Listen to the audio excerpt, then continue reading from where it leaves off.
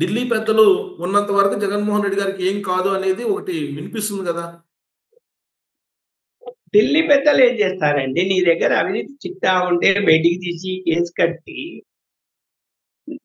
లోపల పడదొప్పితే ఢిల్లీ వాళ్ళు ఎందుకు ఏం చేస్తారు? వాళ్ళు ఆపండిగా ఆయన అదే చేద్దని చెప్తారా వాళ్ళు? అవినీతి కేసుల్లో ఏం చేయలేరు. వాళ్ళు ఎందుకు చెప్తారు? వాళ్ళేం చేయరు. ఇప్పుడు వాళ్ళు ఏదో చేస్తారు అని వాళ్ళ మీద నెపం పెట్టి మీరు తప్పించుకోవడం కాదు. మీ దగ్గర ప్రాపర్ ఇన్వెస్టిగేషన్ జరగాలి. ఎందుకు చెప్తున్నాను చెప్పనా? చంద్రబాబు నాయుడు గారి ఆలోచన ఎలా ఉంటదంటే, ఆయన ముఖ్యమంత్రి అయిన తర్వాత మొదటిసారి నేను హైదరాబాద్కు వచ్చానప్పుడు, కడపలో పనిచేస్తూ హైదరాబాద్కు వచ్చాను రాని. అక్కడ జరిగిన ఒక ఇష్యూ మీద ఇదిగో నా దగ్గర ఒక రికార్డ్ ఎవిడెన్స్ తప్ప ఏం లేదు. అంటే అవతల వ్యక్తి మాట్లాడుతూ ఉంటే ఫోన్ ఆ మాట్లాడే మాటలు రికార్డ్ చేసిందంటే ఇది నా దగ్గర వాయిస్ ఉంది. దాని మీద అక్కడ వాళ్ళు ఇన్వెస్టిగేషన్ చేయడానికి ఏ ఎస్పీ కూడా ధైర్యం చేయలేదు. అంత దూరం మనకంత మెకానిజం లేదు, ఇక్కడ చాలా లోతుగా వెళ్ళాలి, మళ్ళీ మేము పర్మిషన్ పై వాళ్ళని అడగాలి, అది లీక్ అయిపోతుంది, లీక్ అయిపోతే మళ్ళీ మనకే నష్టం కదా అని చెప్పి తప్పుకున్నారు. నా దగ్గర ఇలా ఉందయ్యా, ఒకే ఒక ఆధారం ఉంది, దాని ఆధారంగా ఎవరికైనా ఒక ఇన్వెస్టిగేషన్ ఆఫీసర్కి అప్పగించి సిన్సియర్గా నీకు నమ్మకం అని పిలిపించుకొని నేను అన్ని ఎక్స్ప్లెయిన్ చేస్తాను, అది కూడా ఇస్తాను క్యాషెట్, నువ్వు ఆ ఇన్వెస్టిగేషన్ చేయించు, కొంత సమాచారం వస్తుంది, వచ్చిన తర్వాత యాక్షన్ తీసుకోవచ్చు అంటే, ఎందుకు లేవయ్యా మనం అంత దూరం అంత లోతుగా వెళ్ళాలన్న అవసరం ఏముంది అంటే ఏమి చెప్పాలి మరి? అంటే అది మెతకతనమా లేదంటే దయాగుణమా ఏమనుకోవాలి? భయం అనుకుంటున్నా నేను. ఏమో అలాంటి చేయగలిగితే మళ్ళా నా మీద ఎదురుదాడి చెప్తారేమో. జగన్మోహన్ రెడ్డి గారి విషయంలో కూడా అలానే ఆలోచిస్తున్నారు. అవునండి, ఇలా అన్నాడా? ఈనాడులో రామోజీరావు గారి దగ్గర కూర్చొని ఆయనకి చెప్పారు, సార్ ఇట్లా చేద్దాము, పత్రికల్లో రాద్దాము, పత్రికల్లో. అయ్యా వాడు నిన్ను నన్ను ఇద్దరిని చంపేస్తాడయ్యా, వద్దులే అన్నాడు. రామోజీరావు గారు అట్లేనా? నిన్ను చెప్తాడు అన్నాడు. జగన్మోహన్ రెడ్డి గారు ఆంధ్రప్రదేశ్ లో టెర్రరైజ్ సృష్టించేటువంటి ప్రయత్నం చేస్తున్నట్టు మీకు అనిపిస్తుందా? అంటే ఇప్పుడు వాళ్ళు ఇక్కడ ప్రజాభిమానం పొంది మళ్ళీ ఎన్నికల్లో గెలవాలి అనేది కాకుండా బెదిరించి గ్రామాల్లో కూడా ఓట్లు వేయనీయకుండా వాళ్ళే ఓట్లు వేసుకొని గెలవాలా అనేటువంటి విధానంలో కూడా నడుస్తుంది ఇక్కడ రాజకీయం. నడవకుండా ఏముండదు. అందువల్ల ఏంటి, ఆ రాజకీయాల వాళ్ళు అలా పెరిగిన వాళ్ళే. అది అయిపోయింది సార్, ఆ ఎపిసోడ్ అయిపోయింది. 2024 ఎన్నికల్లో ఆ ఎపిసోడ్ అయిపోయింది. ఇప్పుడు వాళ్ళకి కేవలం 11 మంది ఎమ్మెల్యేలు ఉన్నారు. అయినప్పటికీ ఏడాది కాలంగా ఆయన ఏం చేస్తున్నారు చూసిన తర్వాత ఇప్పుడు అతను ఇంకా ఇదే రకంగా వెళ్తాడు అనుకుంటున్నారా, మారుతారో అనుకుంటున్నారా? అంత సులభంగా అతను మారడు. ఏదో ఒక ఇష్యూ దొరుకుతుందా, ఏం చేద్దాము ఆలోచిస్తాడు, మళ్ళీ దాని మీద కౌంటర్ చేస్తాడు, లేకపోతే ఏదో ఇవి చూసాం కదా ఎంత డిస్టర్బెన్స్ అంతా ఎలా నడుస్తున్నాయో అలా. దాన్ని ఇప్పుడు ఎవరైనా అధినాయకులు చెప్పేది కింది వాళ్ళు వింటారు రాజకీయాల్లో. బాబు మీరు ఇలాంటి పనులు చేయకండి అని ఏమైనా చెప్పాడా ఇప్పటి వరకు? ఇంటర్నల్ గా చెప్పాడా, పోనీ బహిరంగంగా చెప్పాడా? చెప్పలేదు కదా. చెప్పలేదంటే అర్థం ఏమి? అలా కొనసాగిస్తాడు అంతే. ఇప్పుడు వాళ్ళు సీఎం అని అరుస్తుంటే ఒకసారి ఏదో అరిచారు తెలియక అనుకుంటాం, రెండోసారి అరిచారు. ప్రతి చోట అరుస్తూనే ఉన్నారు కదా. ఎవరు ఆపారు? ప్రతి చోట రాజ్యం అంటారు, ఇదంటారు, అదంటారు, కత్తులు పట్టుకుంటారు, కొడవలు పట్టుకుంటారు, ఎగురుతారు. ఇక్కడ ఒక్కసారి నాయకుడు ఆగ్రహించి ఇవన్నీ చేయకండి, ఇది తప్పు, అలా కాదు, నేను అలా అయితే రాను ఎక్కడికి, మీరు ఇలాంటివి అన్ని మానుకోండి అని చెప్పొచ్చు కదా. చెప్పలేదు కదా. చెప్పలేని అర్థం ఏమి? మీరు జగన్మోహన్ రెడ్డి గారి మధ్యలో ఏముంది, వాళ్ళ యాక్టివిటీస్ ఎలా ఉంది కూడా మీకు తెలుసు. ఆయన కొత్తగా కూటమి ప్రభుత్వం ఏర్పడిన తర్వాత లా అండ్ ఆర్డర్ బాగలేదు, రాష్ట్రపతి పాలన పెట్టండి అని చెప్పి ఢిల్లీలో పోయి ధర్నా చేశాడు. ఫస్ట్ నుంచి లా అండ్ ఆర్డర్ మీదనే కాన్సన్ట్రేషన్ చేసి ఆయన లా అండ్ ఆర్డర్ దిశగానే ఎందుకు అలా తీసుకెళ్తున్నారు ఇష్యూని? ఆయన ఏదో అనుకుంటున్నాడు. ఇక్కడ ఇప్పుడు ప్రతిసారి ఆయన మాటల్లో ఏమొస్తున్నది? రాష్ట్రం ప్రశాంతంగా లేదు. అన్నీ జరిగిపోతున్నాయి. ఆడవాళ్ళ మీద దాడులు జరిగిపోతున్నాయి. రేపులు జరిగిపోతున్నాయి. హత్యలు జరుగుతున్నాయి. ఇవన్నీ మాట్లాడుతున్నాడు గదా! ఇక్కడ రొటీన్‌గా జరిగేటివి జరుగుతూనే ఉంటాయి. అది ఎవరు అధికారంలో ఉన్నా జరుగుతాయి. దాన్ని ఎవ్వరు ఆపలేరు. ఇప్పుడు పక్కింటోళ్ళకి వీళ్ళకి గొడవ వస్తది. ఏదో ఆవేశపడతారు. టప్పున వరాయి తీసుకొని కొడతారు. వాడు చస్తాడు. దానికి జగన్మోహన్ రెడ్డి బాధ్యుడా? చంద్రబాబు బాధ్యుడా? కాదు కదా! అలాంటివి వేరు. ఈయన అన్ని కలగలిపి రాష్ట్రంలో శాంతి భద్రతలు లేవు అనేసి మాట్లాడుతున్నాడు. ఆయన ఉదాహరణ చెప్తున్నాడు. అట్లా కాదు కదా! మరి నీ పీరియడ్‌లో కూడా చాలా జరిగాయి కదా! అట్లా అనుకుంటే. దాన్ని ఒప్పుకుంటావా? పోనీ నా పీరియడ్‌లో కూడా ఇట్లా జరిగింది. నేను కూడా సక్రమంగా పరిపాలన చేయలే అని చెప్పలేవు కదా! అంటే వలన అంశాలు ఇప్పుడు ఏ అంశాలు ఒకటి ఏడాది పాలనలో అనేక అంశాలు ఉన్నాయి. ఒకవేళ ఆయన ప్రశ్నించాలనుకుంటే. కానీ లా అండ్ ఆర్డర్‌నే స్పెసిఫిక్‌గా ప్రజల్లోకి తీసుకెళ్తున్నారు బలంగా. దానికి రీజన్ ఏంటి అసలు? అంటే ఇప్పుడు జనంలో ఇప్పుడు కూడా లా అండ్ ఆర్డర్ విషయంలో దౌర్జన్యాలు పెరిగిపోతున్నాయి అనే దాని మీద ఎక్కువ ఫోకస్ అయితే ఏమైతదంటే ప్రజల్లో కొంచెం వ్యతిరేకత తొందరగా పెరుగుతుంది. ఎవరు అంగీకరించరు అట్లా. ఇప్పుడు ఆయన ఎందుకు ఓడిపోయాడు ముందు చెప్పు? ఆయన నేను పటాలంలోకి అన్ని చేసావమ్మ ఒక్కొక్క కుటుంబానికి లక్షలు ఇచ్చా. నేను ఎట్లా ఓడిపోయా అనుకుంటున్నాడే. ఆయన ఎట్లా ఓడిపోయాడు? అయ్యా నువ్వు నీ అనుచరులు ప్రజల ఆస్తులు దోచుకోవడానికి తయారయ్యారు. దోచుకున్నారు. దోచుకున్నారు కాబట్టి ప్రజలమ్మ ఇది రాక్షస పాలన. ఇతను మళ్ళీ అధికారం లేకొస్తే ఇలానే జరుగుతుంది అని నీకు ఒక ఎగ్జాంపుల్ చెప్తా. ధర్మవరం నియోజకవర్గంలో ఎన్నికల ముందు నేను కొన్ని ఊర్లకు పోయాను. ఒక ఊరికి పోతే ఆ ఊర్లో కూర్చొని మాట్లాడుతూ ఉంటే తెలుగుదేశం వాళ్ళ ఇంట్లో ఒక పక్కింటి ఆయన వచ్చాడు. కళ్ళనీళ్ళు పెట్టి ఏడ్చాడు. ఎమ్మెల్యే పిఏ తన యొక్క 10 ఎకరాల భూమిని 2 లక్షలు ఇస్తాం, 3 లక్షలు ఇస్తాం రాపిచ్చు, లేకపోతే ఊరు వదిలి వెళ్ళిపో. ఒక ఎమ్మెల్యే పిఏనే అలా బెదిరిస్తే ఇంకెంతమంది ఎలా బెదిరించుంటారు? అది ఊరంతా చెప్తాడు కదా! ఊరంతా చెప్పిన ఊరంతా ఏం ఆలోచిస్తారు ఆ ఊర్లో? అరే వీళ్ళు అధికారం లేకపోతే రేపు పొద్దున ఈయనని అడుగుతున్నారు, ఎప్పుడైనా మన భూములు తీసుకుంటారేమో. అలాగే నంద్యాలలో ఒక అతను మంచి ఇల్లు కట్టుకుంటేవరే ఎమ్మెల్యే దారిలో పోతూ ఇల్లు కొత్తగా కట్టడం చాలా బాగుంది. ఎంత ఇది అంటే ఆయన ఏదో 60 లక్షలు అయింది ఇదో ఇంత డబ్బులు ఇస్తా నాకు ఇచ్చేసుకో అని చెప్పాడని అలా బంధువులు ఒక ఆయన నాకు చెప్పాడు. అలాగే నెల్లూరు జిల్లాలో ఆర్యవైశ్య కుటుంబానికి సంబంధించిన వాళ్ళు ఒక కళ్యాణ మండపం కడితే సాక్షాత్తు సిఐ పిలిచి అది ఎంత ఖర్చు అయిందంటే 8 కోట్లు ఎంత అయిందని చెప్తే 2 కోట్లు ఇస్తాడు ఎమ్మెల్యే మనుషులకు హ్యాండ్ ఓవర్ చేసేది. ఇట్లా అనేక ఊర్లలో అనేక సంఘటనలు ఉన్నాయి, బెదిరించిన సంఘటనలు. జనం ఎలా మర్చిపోతారని అవి చెప్తారా బయటికి? వాళ్ళ అవకాశం ఉపయోగించుకుని లోపలికి వెళ్ళి కొట్టేస్తారు. చెప్పాను కదా ఇందాక ఉదాహరణ.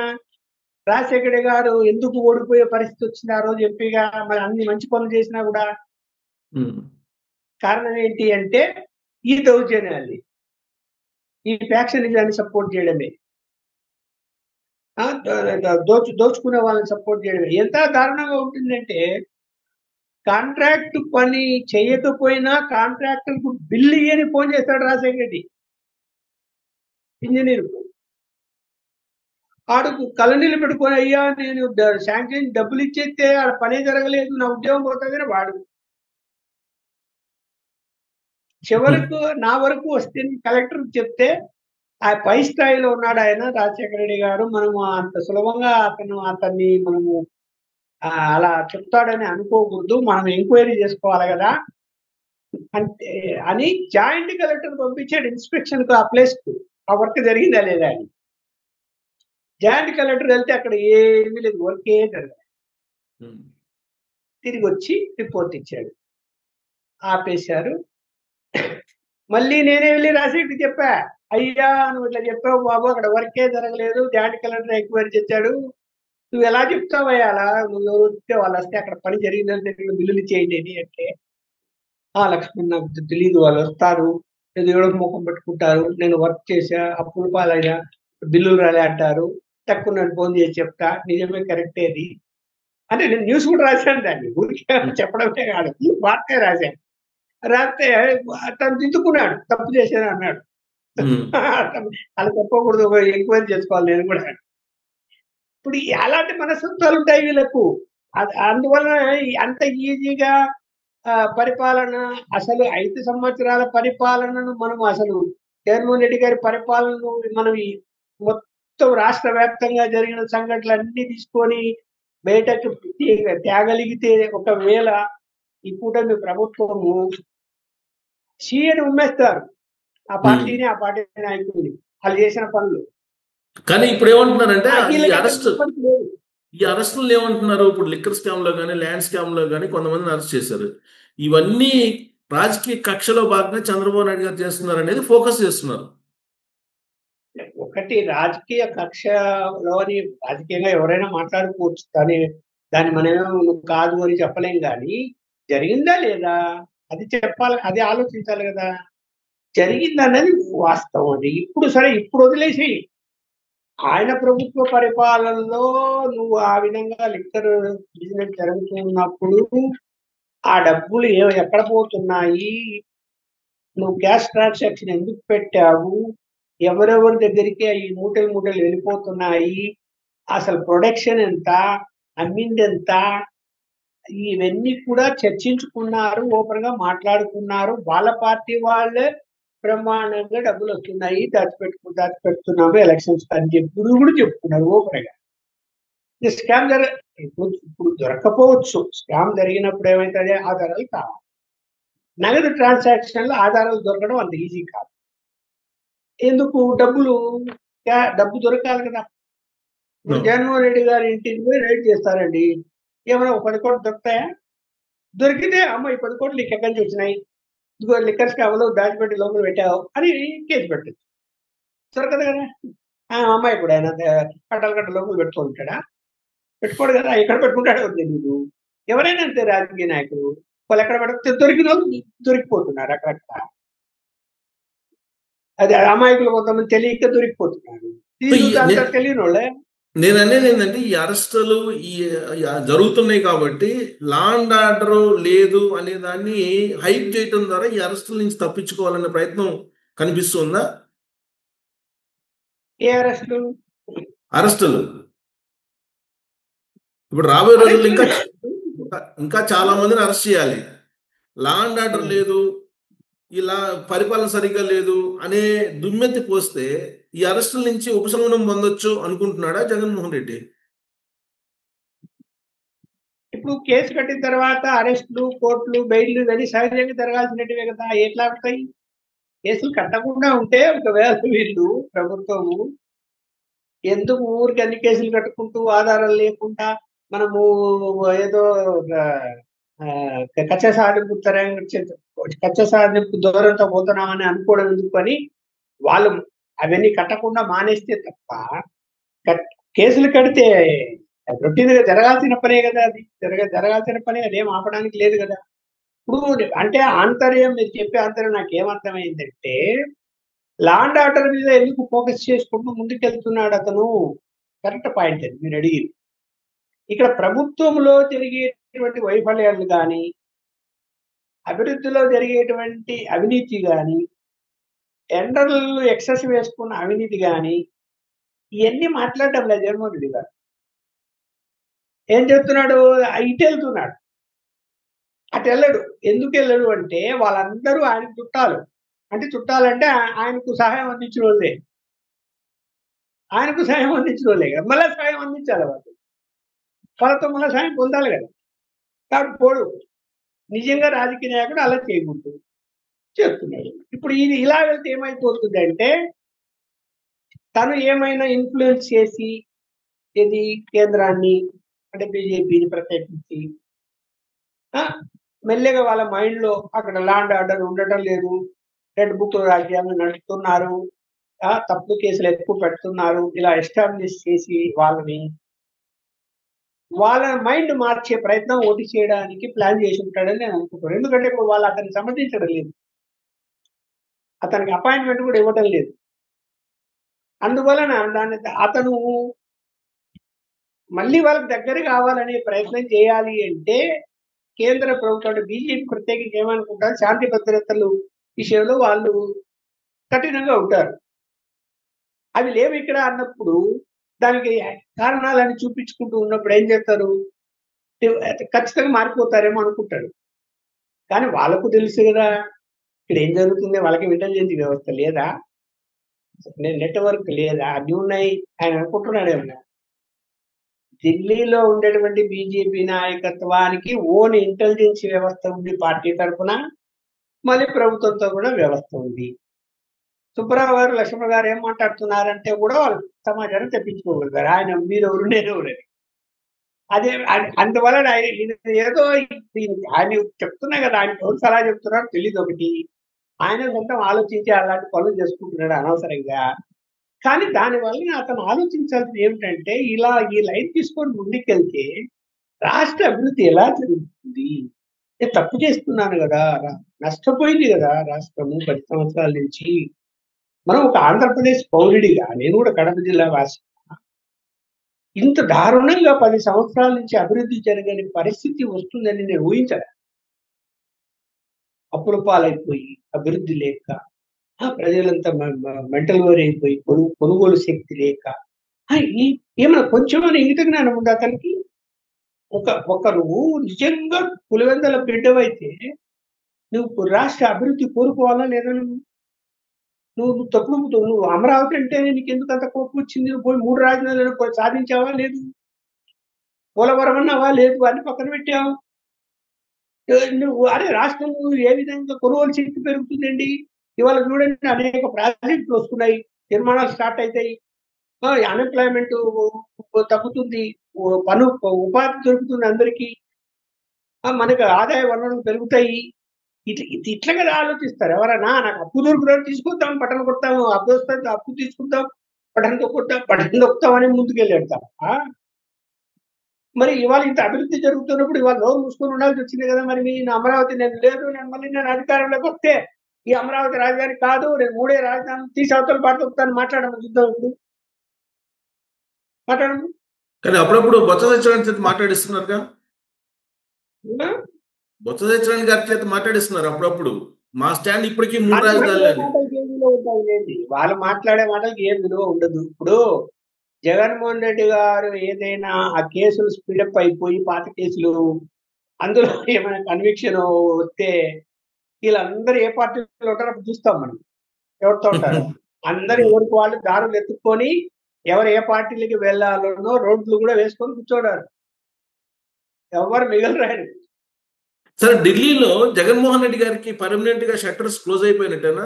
నరేంద్ర మోడీ గారి దగ్గర కానీ, అమిత్ షా గారి దగ్గర కానీ నాకున్న సమాచారం మేరకైతే వాళ్ళు పర్మనెంట్ అని అనలేం, కానీ రాజకీయాల్లో పర్మనెంట్ అనేది ఏమి ఉండదు కదా. ప్రస్తుతానికైతే వాళ్ళు దగ్గరికి రానియటం లేదు. ఆయన ఏదైనా వేరే ఏ రూట్లోనైనా నాకు ఈ పని కావాలా, నాకు సహాయం కావాలంటే కూడా చేసే పరిస్థితి లేదు అని నేనైతే భావిస్తున్నాను. క్లియర్ గా భావిస్తున్నాను. చూస్తున్నారు కదా మనం అనేక విషయాల్లో ఎక్కడ ఏమి కేంద్ర ప్రభుత్వం ఆయనకు ఏమాత్రం లబ్ధి చేకూరిందంటే జీరోనే ఉంది ఈ రోజు వరకు. ఇంకా రాజకీయాలు ఎలా ఉంటాయి ఫ్యూచర్లో మనం ఏం చెప్పలేదు. ఇప్పుడు ఎలా ఉంటుంది అంటే బీజేపీ వాళ్ళైనా కూడా మడిగట్టుకునే ఉండదు. మడిగట్టుకునే బీజేపీ నాయకత్వం పోయింది. మోడీ, అమిత్ షా గారు అలా ఏం ఉండరు. చూసాం కదా మహారాష్ట్రలో ఏం చేశారు, రిటర్న్ చేశారు శివసేన పార్టీ. మధ్యప్రదేశ్లో ఏం చేశారు చూసాం, పక్కన కర్ణాటకలో ఏం చేశారు చూసాం. వాళ్ళ రాజకీయం వేరు. అంటే న్యూట్రల్ గా ఉన్నట్ట ఇప్పుడు జగన్మోహన్ రెడ్డి గారి విషయంలో న్యూట్రల్ గా ఉన్నట్ట, లేదంటే కొంచెం చంద్రబాబు నాయుడు గారి వైపే మొగ్గు చూపుతున్నట్టు కనిపిస్తుందా ఢిల్లీ అధిష్టానం? చంద్రబాబు నాయుడు గారి వైపే మొగ్గు ఏమి చూపరు. మళ్ళీ చెప్తున్నా, రాష్ట్ర అభివృద్ధి విషయంలో మనం తప్పు చేశాము కాబట్టి అభివృద్ధికి పూర్తిగా సహకరించాలి, మనం భాగస్వాములు కావాలి, అప్పుడే మన పార్టీకి ఫ్యూచర్ ఉంటుంది, మన నాయకులు తలెత్తుకొని తిరగగలుగుతారు. చంద్రబాబు నాయుడు గారు పనులు సక్రమంగా చేసుకుంటూ ముందుకెళ్తూ ఉన్నప్పుడు వాళ్ళు చేసే సహకారం పూర్తిగా ఇస్తూ ఉంటారు. రాజకీయ కోణంలోకి వచ్చినప్పుడు ఏమైపోతుంది, ఆలోచిస్తూ ఉంటారు. అంటే ప్రతిదీ ఇన్ఫర్మేషన్ తెప్పించుకుంటూ ఉంటారు. అంటే బీజేపీ ఎదగడానికి సహకారం ఉందా లేదా, ఎదగకుండా అడ్డుకుంటున్నారా, ఇది ఇంపార్టెంట్ ఆలోచిస్తారు కదా. బట్ ఆయన తెలుసుకుంటున్నాడు నాకైతే తెలియదు, కానీ యాజ్ అండ్ టుడే ఈ రోజు వరకు కూడా బీజేపీ ఎదుగుదల విషయంలో అడ్డుకోవడం చేయలేదు, కానీ సమర్థించే పనులు కూడా చేయలేదు. ఓకే. సో ఇప్పుడు జగన్మోహన్ రెడ్డి గారు ఇప్పుడు సాయి రెడ్డి గారు బయటకు వచ్చేసారు. సాయి రెడ్డి గారు మళ్ళీ బీజేపీలోకి కనుక ఎంటర్ అయితే టోటల్ గా గేమ్ చేంజ్ అవుతుందా? ఇప్పుడు కాదు, సమయం తీసుకుంటారు. టోటల్ గా అంటే ఇప్పుడు వాళ్ళ డిమాండ్ ఎలా ఉంటుందంటే, చంద్రబాబు నాయుడు గారి దగ్గరైనా, లేకపోతే జగన్మోహన్ రెడ్డి గారి దగ్గరైనా, పవన్ కళ్యాణ్ గారి దగ్గరైనా, ఫస్ట్ ఏమయ్యా నీ పార్టీని మా పార్టీలో విలీనం చేస్తావా, ఆలోచించుకో అంటారు. చేస్తాము అని ముందుకు వచ్చారు అనుకోండి, అయిపోయాయి. లేదండి అట్లా కాదు, పార్టీ లేదు, ఇది మా పరిస్థితి, ఇది మా ఇది అని తడబడ్డాడు అనుకోండి, సరే అండి ఆలోచన. అప్పుడు ఏం చేస్తారు, అరే మన పార్టీ ఎదగాలంటే ఆల్టర్నేట్ ఏంటి. ఇప్పుడు ఎన్ని చెప్పినా బీజేపీలో నాయకత్వం లేదు, సరైన నాయకత్వం లేవు. ఆంధ్రప్రదేశ్ లో పట్టుమని 20 సీట్లలో నాయకులు లేరు గెలిచేవాళ్ళు. అంటే వాళ్ళ పేరు చెప్తే వాళ్ళు గెలిచేటట్టు ఉండాలా, అది పార్టీ సపోర్ట్. అలా నాయకులు లేదు. కేవలం తెలుగుదేశం ఈ మధ్య తెలుగుదేశం ఉన్న ఎన్నికల్లో పనిచేయబట్టే వాళ్ళు గెలిచారు బీజేపీ. సిన్సియర్గానే చెప్తున్నా మళ్ళీ. ఆ పరిణామాలు తెలుసు కాబట్టి ఈ మధ్యకాలంలో లోకేష్ గారిని ఢిల్లీకి పిలిపించుకున్నారు, ఇంటికి డిన్నర్ ఇచ్చారు నరేంద్ర మోడీ గారు. చంద్రబాబు నాయుడు గారిని ఈ మధ్యకాలంలో ఆకాశానికి ఎత్తేస్తున్నాడు నరేంద్ర మోడీ గారు. ఏంటి, నాకు ఆయన టెక్నాలజీ గురువు అని ఒకసారి మన యోగాంధ్ర అనేది చంద్రబాబు నాయుడు గారు కాబట్టే సక్సెస్ చేయగలిగారు. ఇలాంటివన్నీ ప్రశంసలు తరచూ చేస్తూ ఉన్నారు నరేంద్ర మోడీ గారు. దాంట్లో ఏమైనా ఆంతర్యం ఉందంటారా? ఆంతర్యం ఉంటుంది. వాళ్ళ ఆంతర్యం లేకుండా ఏది చేయాలా, ప్రధానికి ఆంతర్యం ఉంటుంది. మనం పసిగట్టడం అంత ఈజీ కాదు. ఇప్పుడే ఇంకా టైం పడుతుంది పసిగట్టడానికి. దగ్గరికి తీస్తారు, మంచిగా చెప్తారు, మళ్ళా వాళ్ళు వినలేదు అనుకోండి, నష్టం జరుగుతుందని వాళ్ళకి. ఇప్పుడు ఎన్ని చెప్పినా బీజేపీ రిమోట్ వాళ్ళ దగ్గర లేదు కదా, సంఘం దగ్గరే ఉంది రిమోట్. ఎన్ని చెప్పినా కూడా సంఘం దగ్గర రిమోట్. నాగపూర్ దాంట్లో ఏమి సందేహించాల్సిన పని లేదు. కాబట్టి మరి ఏదైనా పెద్ద ఇష్యూలు అయినప్పుడు వాళ్ళు ఇంటర్ఫియర్ అవుతారు, వాళ్ళు గైడ్ చేస్తారు, దాన్ని తూచే తప్పకుండా వీళ్ళు అమలు చేస్తారు. దాంట్లో ఏమి సందేహించాల్సిన పని లేదు. యుద్ధ విషయంలో ఎందుకు వెళ్ళారు, అమిత్ షా గారు వెళ్ళి మాట్లాడొచ్చారు. అందువల్ల అట్లా ఇష్యూలు బట్టి, పరిస్థితులు బట్టి ఉంటది. నేనేమనుకుంటున్నానంటే, ఇక్కడ మనం రాజకీయంగా ఆలోచించినప్పుడు ఏంటంటే, ఫస్ట్ ముందు పవన్ కళ్యాణ్ నమ్మారు, కాపు సామాజిక వర్గం వాళ్ళని ముఖ్యమంత్రి చేయాలనే లక్ష్యంతో ఆయన దగ్గర తీశారు. కాపు సామాజిక వర్గ వాళ్ళు ప్రెసిడెంట్ గా పెట్టారు బీజేపీ వాళ్ళు 2 సార్లు, కన్నా లక్ష్మణ్ గాని వీర్రాజు గారు కానీ. అయితే ఆ స్ట్రాటజీలో ఎప్పుడైతే ఈయన దూరంగా ఉండేవాడు మళ్ళీ దగ్గర అయ్యాడు పవన్ కళ్యాణ్, అప్పుడు పవన్ కళ్యాణ్ గారు చాలు మనకు కాపు సామాజిక వర్గం నుంచి మనము ముఖ్యమంత్రి అభ్యర్థులు ముందు పెట్టడానికి, మన పార్టీ నుంచి ఇప్పుడు అవసరం లేదనుకున్నారు. ఆమెకు మళ్ళీ అవకాశం ఇచ్చారు పురంధేశ్వరికి. సో అతన్ని ముందు తీసుకెళ్లారు. మంచిగా 21 సీట్లు వచ్చాయి. 69 సీట్లలో తెలుగుదేశం వాళ్ళకి ఈ జనసేన వాళ్ళు ఓట్లు వేయడం వల్ల గెలిచారు.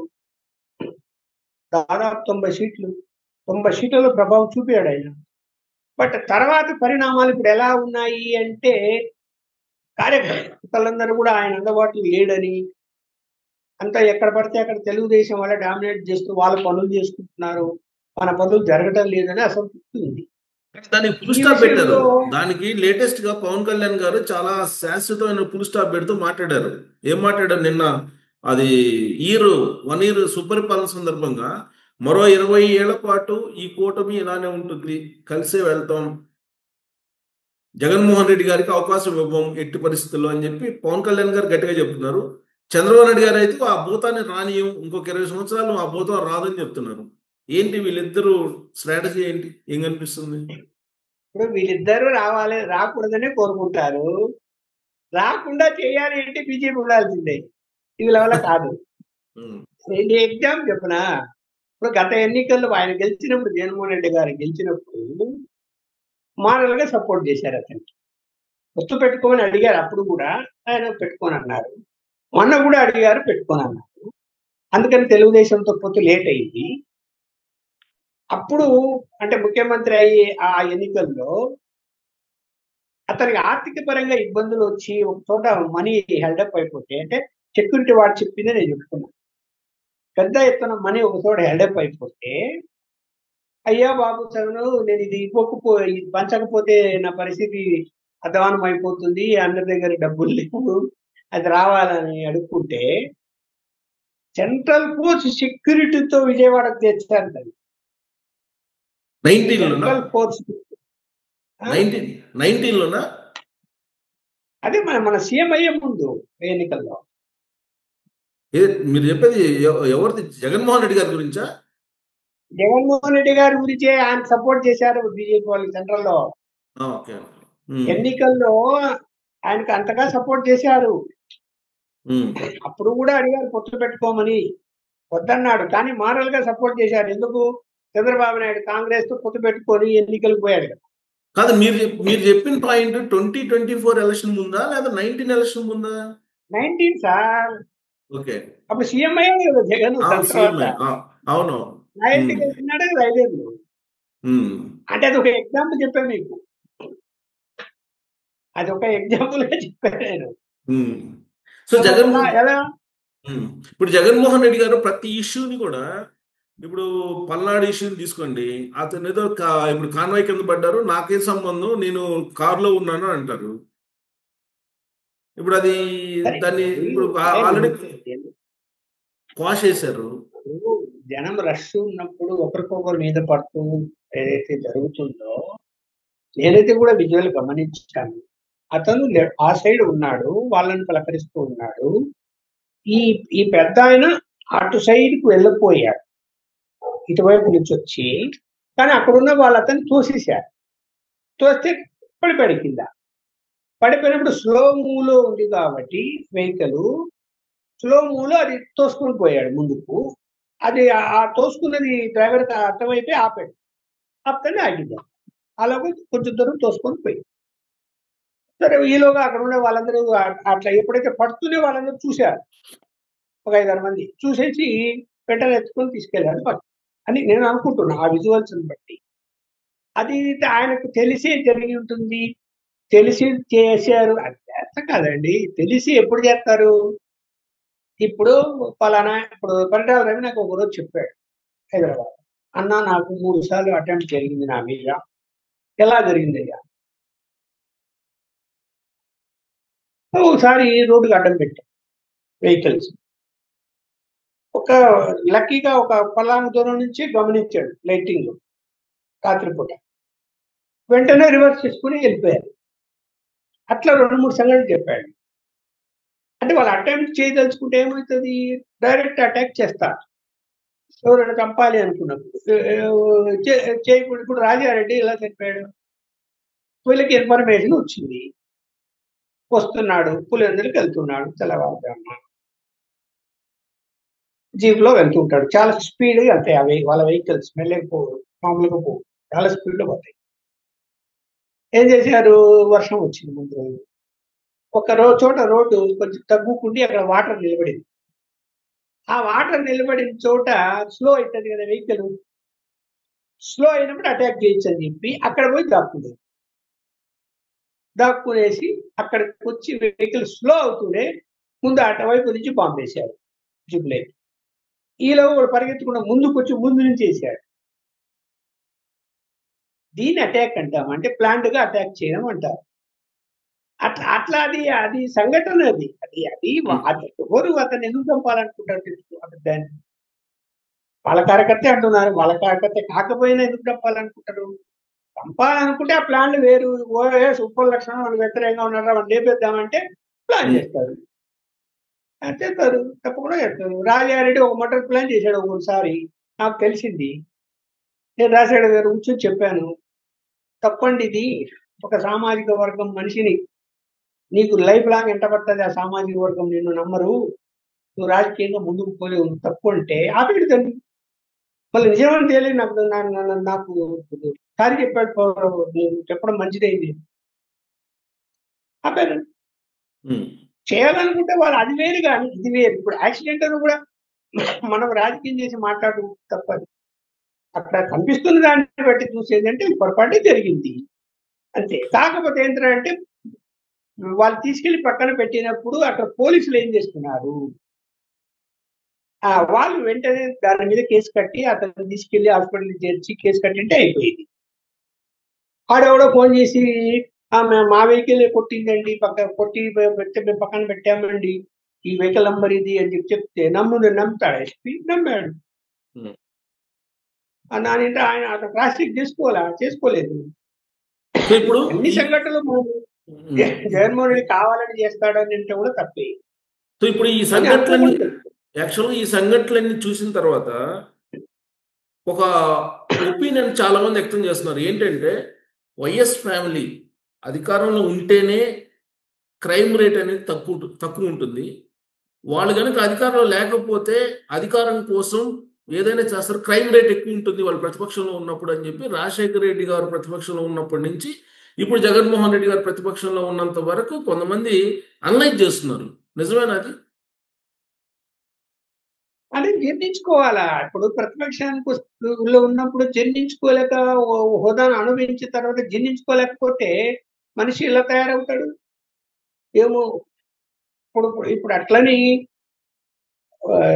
దేనికైనా తెగించరా అంటే చెప్పలేము, ఏమైనా జరగచ్చు.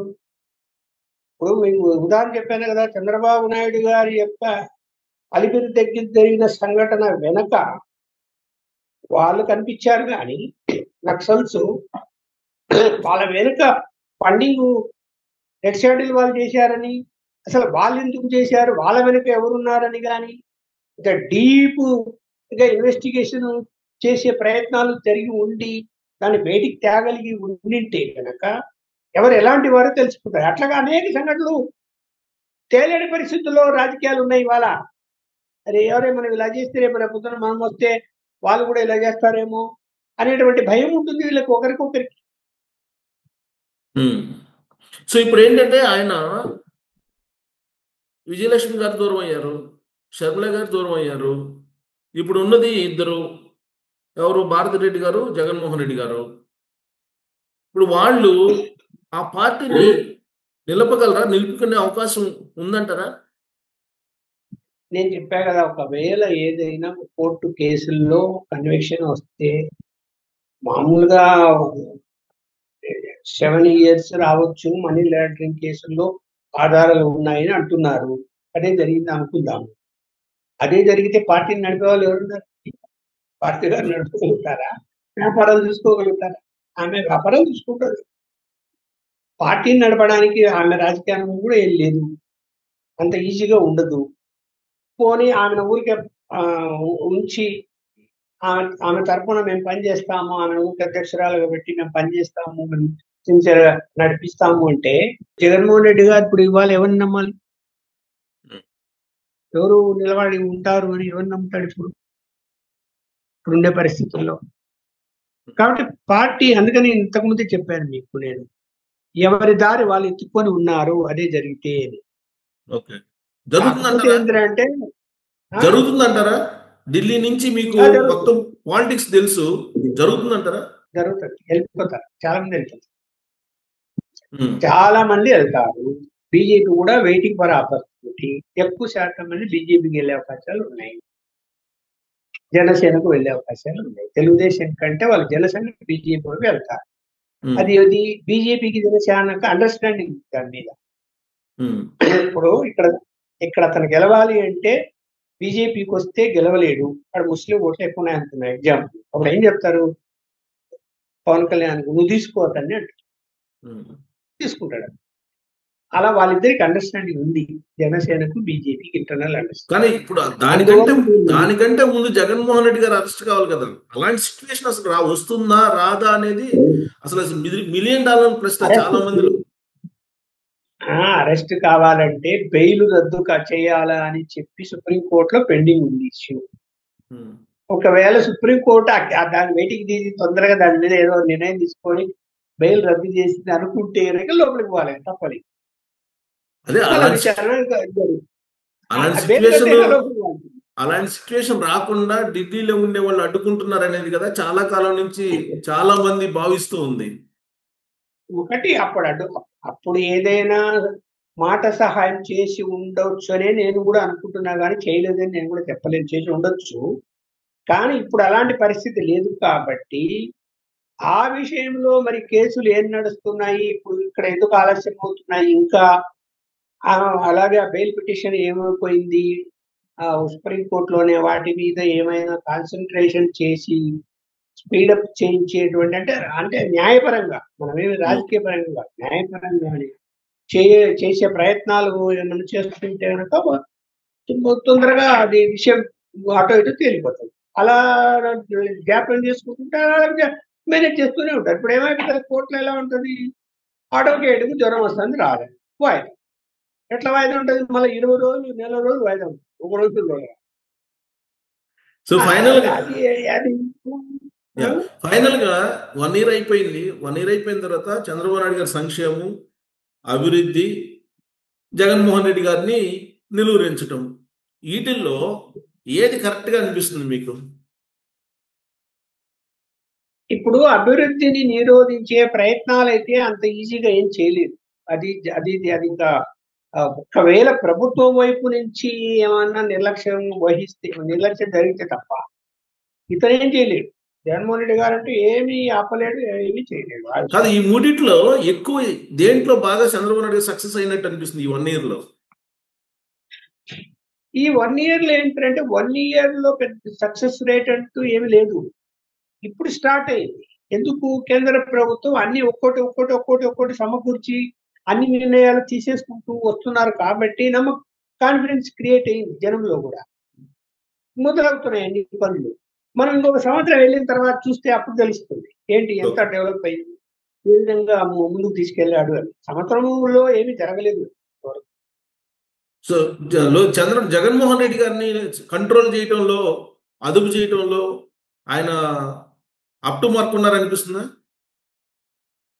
జగన్మోహన్ రెడ్డి గారిని కంట్రోల్ చేసే విషయంలో చంద్రబాబు నాయుడు అయితే ఆయన కంట్రోల్ చేస్తాడని నేను అనుకోవడం లేదు. ఒకవేళ ఆయన చేసే ప్రయత్నం చేసినా జగన్మోహన్ రెడ్డి అందుకు విరుద్ధమైన పనులు చేస్తాడు. ఎందుకు?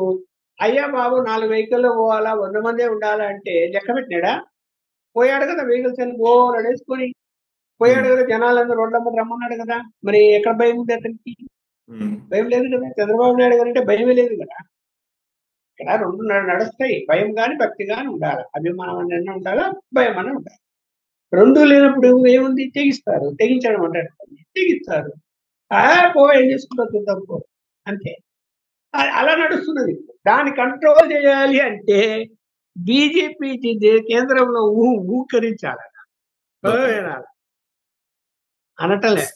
కాబట్టి కొంచెం టైం పడుతుందేమో దానికి చూడాలి. సో సంక్షేమ విషయంలో మార్కులు ఇవ్వాలంటే చంద్రబాబు నాయుడు గారికి ఈ 1 ఇయర్ లో ఏమిస్తారు సంక్షేమ పథకాలు అమలు చేయటంలో? అంటే ఇస్తుకుంటున్నారు కదా. అంటే సంక్షేమతో అమలు చేయడం అంటే ఇప్పుడు వాళ్ళకి నీతి ఆయోగ్ వచ్చిన తర్వాత జిఎస్టీ ఏదైతే ఉందో ఆ పరిమితిలు అన్ని రాష్ట్రాలతో పాటు ఇవ్వాల్సిందే తప్ప దాని మించి చేయలేదు. కాకపోతే ప్రత్యేక స్కీములు ఏవైనా ప్రాజెక్టులు అలాంటివి పెట్టుకున్నప్పుడు సాయం చేసే అవకాశం ఉంటుంది కొంత గ్రాంట్ కింద. అలా అంటే అలా కాదు. ఇప్పుడు సూపర్ 6 లో ఫెయిల్ అయ్యారు అంటున్నారు కదా జగన్. సూపర్ 6 లో ఫెయిల్ అయినట్టు మీకు కనిపిస్తుందా? అంటే ఆలస్యం కావటం వలన ప్రజల్లో కొంత వ్యతిరేకత అయితే వస్తుంది కదా. మా చూడు ఆయన ఉంటే ఇచ్చాడు, ఇప్పుడు సంవత్సరం అయింది, ఇప్పుడు ఇస్తున్నాడు, ఇవ్వలేదు అని అనుకుంటారు. ఇప్పుడు ఇచ్చారు అనుకుంటారు. అది కంటిన్యూ నడవాలి. నడవాలి అంటే కేంద్రం వాటికలా ఇస్తది. వాళ్ళ దగ్గర ఏం స్కీములు లేవు కదా! వాళ్ళు చేయవలసింది ఇప్పుడు సిలిండరు ఫ్రీగా 3 నెలలు ఇవ్వాలి. ఎవరికి బిలో పవర్టీ వాళ్ళు ఇస్తున్నారు. అట్లా హౌసింగ్ స్కీములు ఇస్తున్నారు. అట్లాంటివి చేస్తారు. నువ్వు బటన్ నొక్కే కార్యక్రమాలు ఈయన కూడా మొదలుపెట్టి నేను ఇంటికి ఇప్పుడు ఇంటికి పిల్లలు ఇంటికి నలుగురు ఉంటే ఒక్కొక్కరికి 15,000 అని చెప్పి అట్లాంటి వాటికి వాళ్ళు ఎలా దేన్ని ఎట్లా అకామిడేట్ చేసి వాళ్ళు నిధులు కేటాయిస్తారు వాళ్ళు ఇచ్చే అవకాశం ఉండదు వాటిల్లో. ఈయన అప్పులు చేయాల్సిందే. కాకపోతే వాళ్ళు అప్పుల విషయంలో వాళ్ళు తీర్చుకునేటువంటి విధానాల్లో రాష్ట్ర రెవెన్యూ పెరిగి రాష్ట్ర యొక్క ఆదాయ వనరులు పెరిగి ఇంకా కొనుగోలు శక్తి పెరిగి ఇవన్నీ జరిగితే గనక ఆటోమేటిక్ గా కంట్రోల్ అయిపోతుంది. ఫైనాన్షియల్ సిస్టమ్ మేనేజ్మెంట్ వస్తుంది. Right sir. Thank you very much.